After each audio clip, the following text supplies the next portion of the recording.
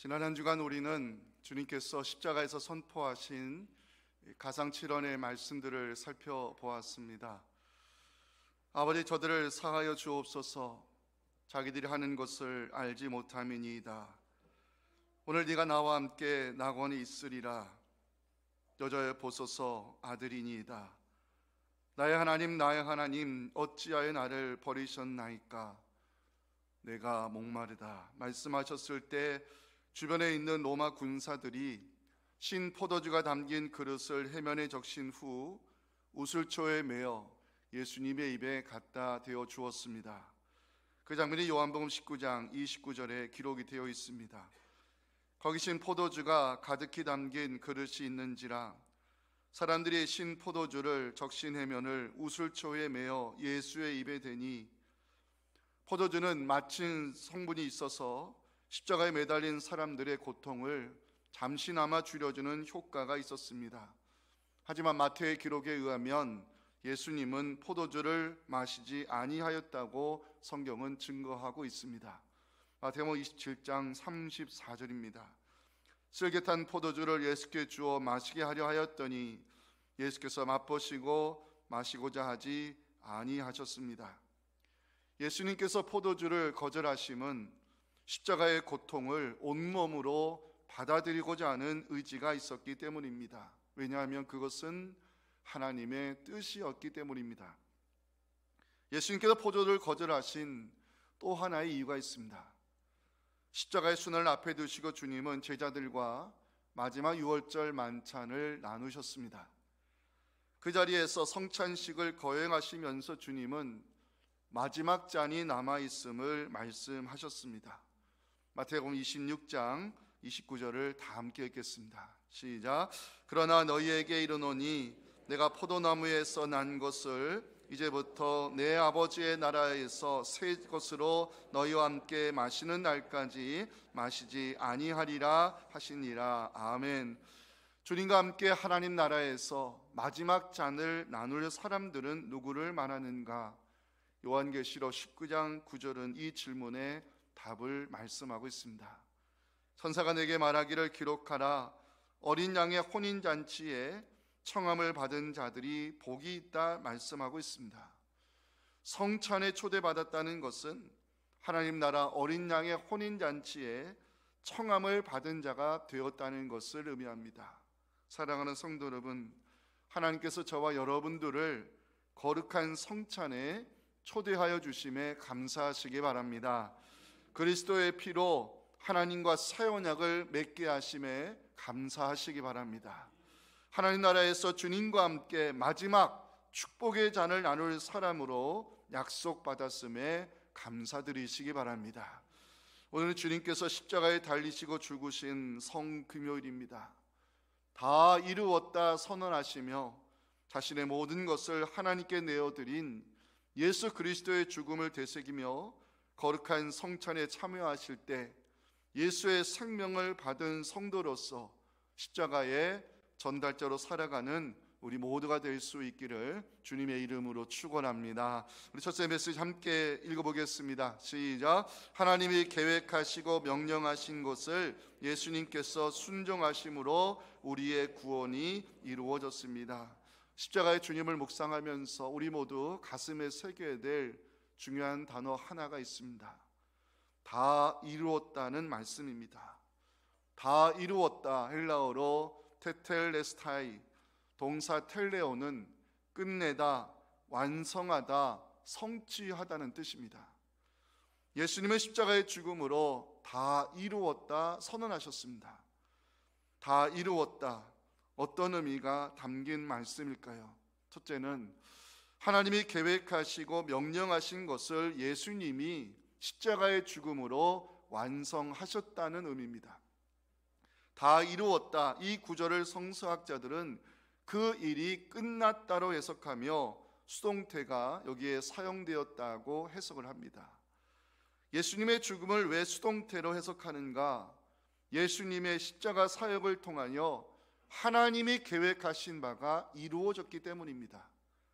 하나님이 하고자 하시는 일이 예수님의 십자가를 통하여 완성되었기 때문에 성서학자들은 다 이루었다는 말씀을 수동태의 의미로 해석하고 있습니다.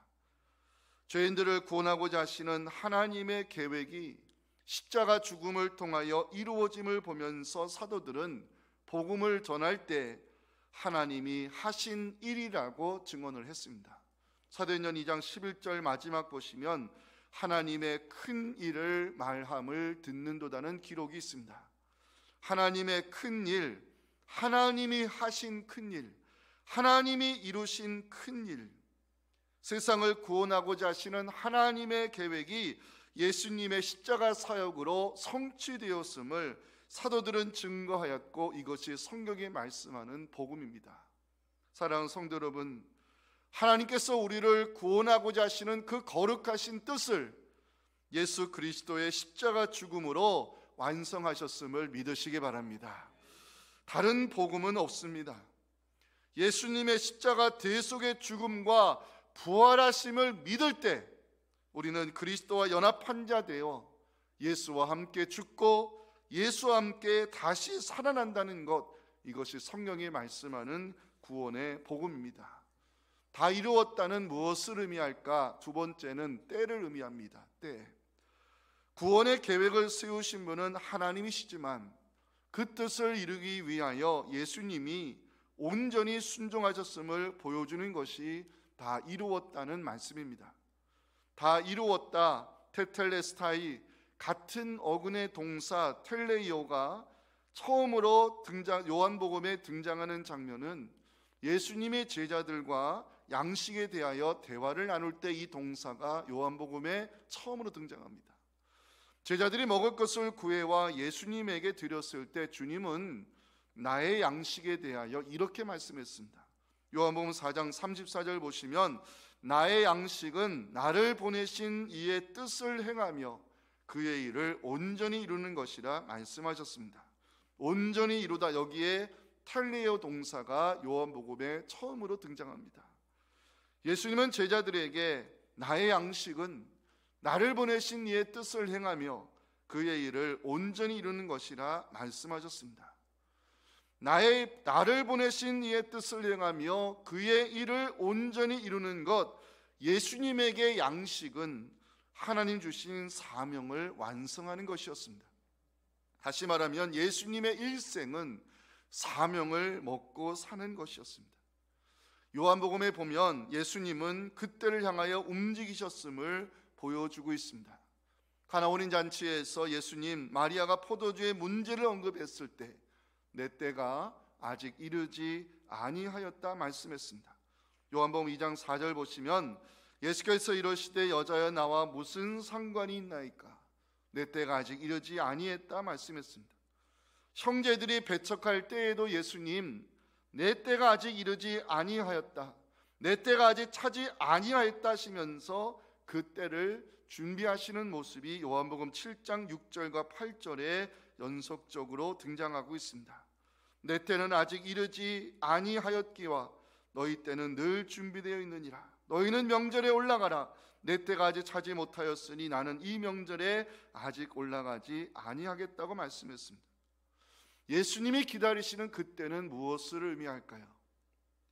십자가의 순환이 다가오고 있을 때 예수님은 하늘의 미랄이 되어 죽을 때가 왔음을 선언하시며 영광을 얻을 때가 왔다 말씀했습니다. 요한복음 12장 23절과 24절은 함께 읽겠습니다. 시작. 예수께서 대답하여 이르시되 인자가 영광을 얻을 때가 왔도다. 내가 진실로 진실로 너희에게 이르노니 한 알의 밀이 땅에 떨어져 죽지 아니하면 한 알 그대로 있고 죽으면 많은 열매를 맺느니라. 아멘. 예수님의 일생을 추적해 보면 그때를 향하여 움직이고 계셨음을 알 수 있습니다. 십자가에 달릴 때가 가까이 이르렀을 때 주님은 내가 이를 위하여 왔다고 요한복음 12장 27절에서 말씀했습니다. 지금 내 마음이 괴로우니 무슨 말을 하리요? 아버지여, 나를 구원하여 이 때를 면하게 하여 주옵소서. 그러나 내가 이를 위하여 이 때에 왔나이다. 예수님은 그때를 기다리셨고 그때를 위하여 기도하셨으며 그때가 왔을 때 피하지 아니하셨습니다. 주님은 때가 왔을 때 인자가 영광을 얻을 때가 왔다 선언하시며 십자가의 제물이 되기 위해 골고다 언덕을 오르셨습니다.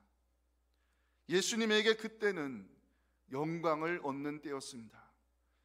예수님에게 십자가 죽음은 영광이었고 하늘의 미랄이 되어 죽는 것도 영광이었으며 저주받은 나무에 달리는 것도 예수님에게는 영광이었습니다.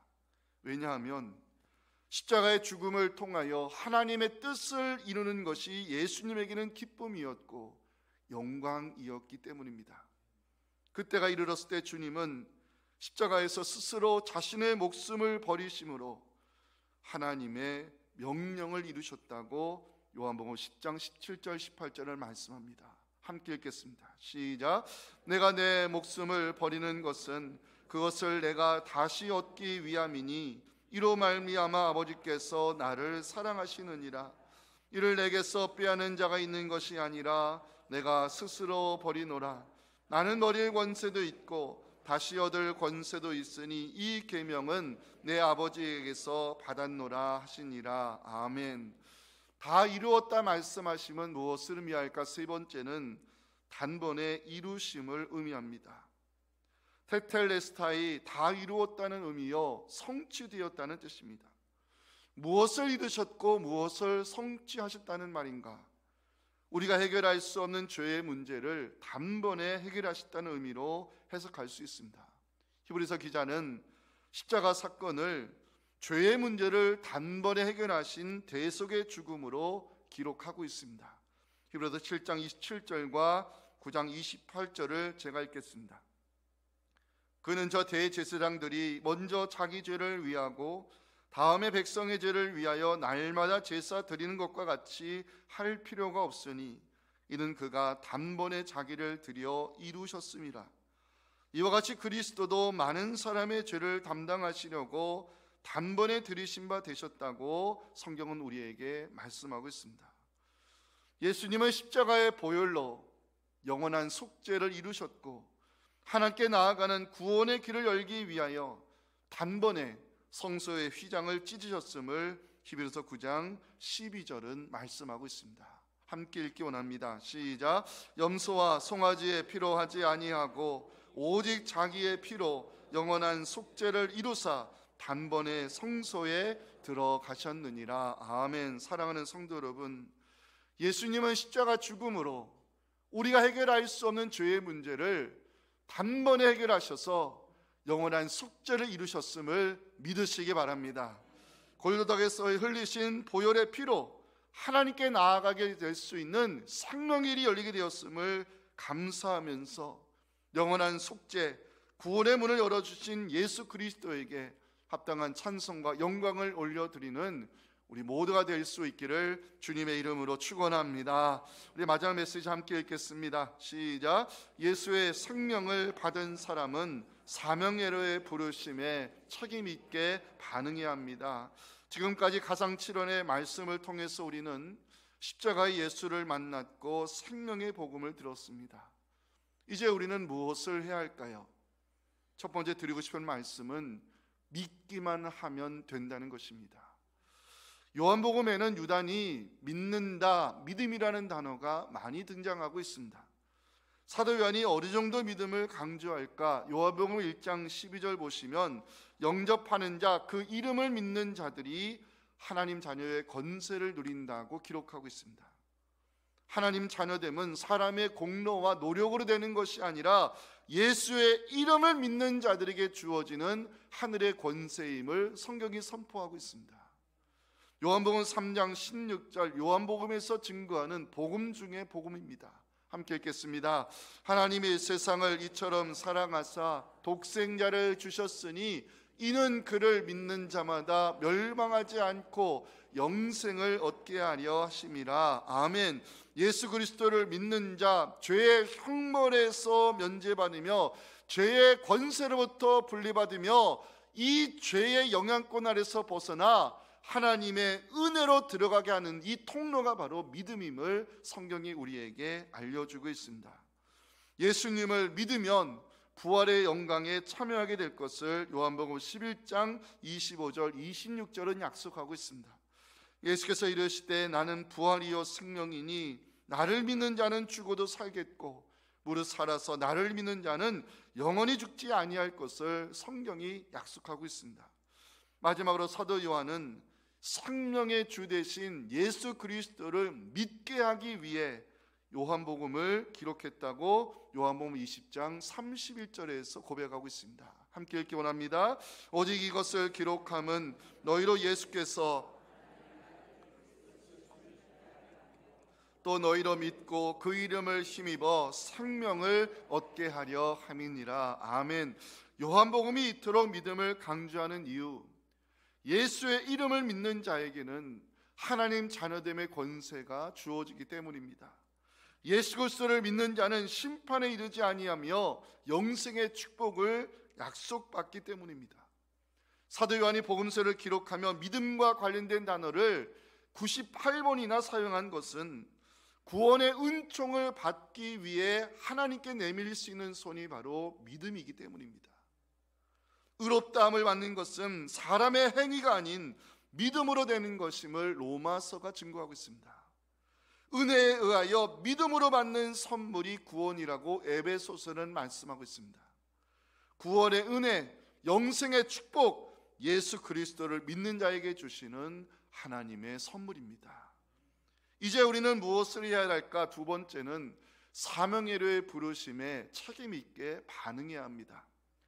예수님에게 양식은요, 하나님 주신 사명을 이루는 것이었습니다. 예수님의 일생은 사명을 먹고 사는 것이었습니다. 예수님의 제자들에게 성찬의 떡과 잔을 나누어 주신 이유가 무엇일까요? 사명에 살고 사명에 죽는 것이 그리스도의 제자임을 알려주기 위함이었습니다. 구원받았음에 만족하지 말고 사명의 부르심에 반응하며 살라는 것입니다. 이것이 예수를 따르는 제자도입니다. 예수님 말씀하셨습니다. 자기의 생명을 사랑하지 말고 자기의 생명을 미워하라고. 요한복음 12장 25절을 다 함께 읽기 원합니다. 시작. 자기의 생명을 사랑하는 자는 잃어버릴 것이요 이 세상에서 자기의 생명을 미워하는 자는 영생하도록 보존하리라. 아멘. 세상 사람들 자기 생명을 사랑합니다. 하지만 예수의 제자는 자기의 생명을 미워해야 합니다. 왜? 세상 사람들은 먹고 사는 문제에 생명을 걸지만 예수의 제자는 사명에 생명을 걸고 살아야 하기 때문입니다. 사명의 부르심에 책임있게 반응한 사람이 바로 전달자입니다. 부활의 예수를 만난 사도 바울, 살아도 주를 위하여 살고 죽어도 주를 위하여 죽겠다고 고백했습니다. 사명의 부르심에 책임있게 반응하고자 어디든지 달려가 십자가의 복음을 전하는 전달자의 삶을 살았음을 사도행전 20장 24절에서 성경은 사도 바울의 인생을 증거하고 있습니다. 함께 읽어볼까요? 내가 달려갈 길과 주 예수께 받은 사명 곧 하나님의 은혜의 복음을 증언하는 일을 마치려 하면은 나의 생명조차 조금도 귀한 것으로 여기지 아니하노라. 아멘. 십자가의 전달자라는 찬양이 있습니다. 사도 바울의 고백이 담긴 찬양인데요, 저는 이 시간 이 찬양을 우리 모두의 고백으로 함께 부르기 원합니다. 우리 찬양대 같이 좀 불러주셨으면 좋겠습니다.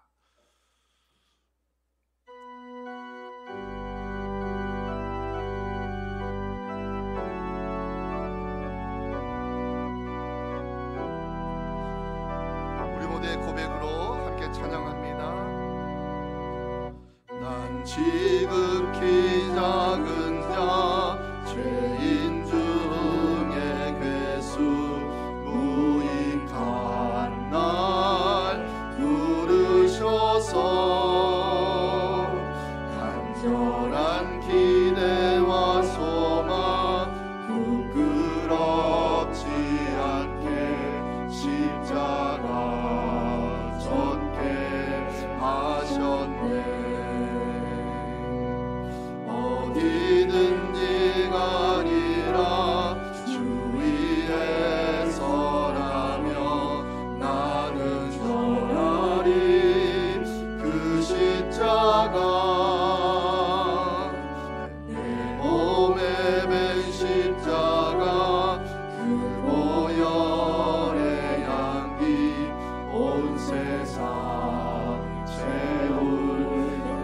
살아도 주를 위해, 살아도 주를 위해, 죽어도 주를 위해 살아 죽으나 난 주의 것. 십자가의 능력, 십자가의 소망, 내 안에 주만 사시는 것. 난 지극히 작은 자, 죄인 중에 개수 무익한 날 부르셔서 간절한 기대와 소망 부끄럽지 않게 십자가 전케 하소서. 내 사랑 나의 십자가, 내 사랑 나의 십자가.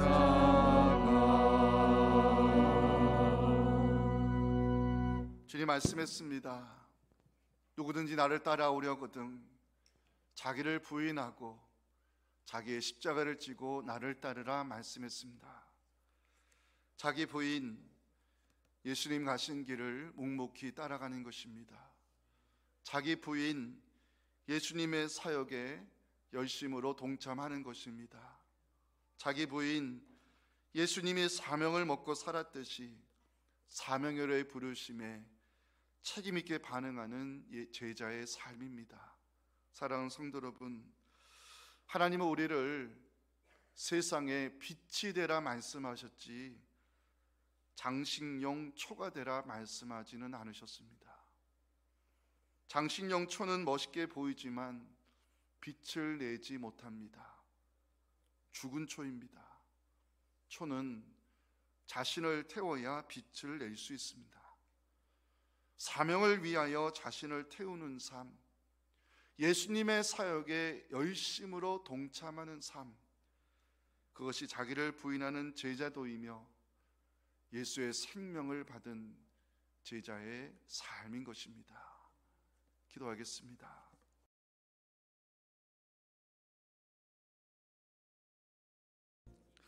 하나님이 계획하시고 명령하신 것을 십자가의 죽음으로 완성하신 우리 구주 예수님의 은혜와 주님 가신 길을 믿음으로 따라갈 수 있도록 지금도 우리 안에 역사하시는 하나님 아버지의 크신 사랑과 성령의 인도하심이 오늘 성금요 예배를 드리며 주신 말씀 앞에 책임있게 반응하며 성찬에 참여한 자로서 예수의 생명을 받은 성도로서 주님 가신 길을 믿음으로 따라가기를 다짐하는 우리 사랑하는 성도들의 이 간절한 기도와 우리 교회 앞으로 나아갈 모든 목회 계획과 특별히 자녀들의 신앙과 이제 내일 모레 온 세대가 함께 드릴 부활절 영광의 예배 위에 지금부터 영원토록 함께 하시기를 간절히 축원하옵나이다. 아멘.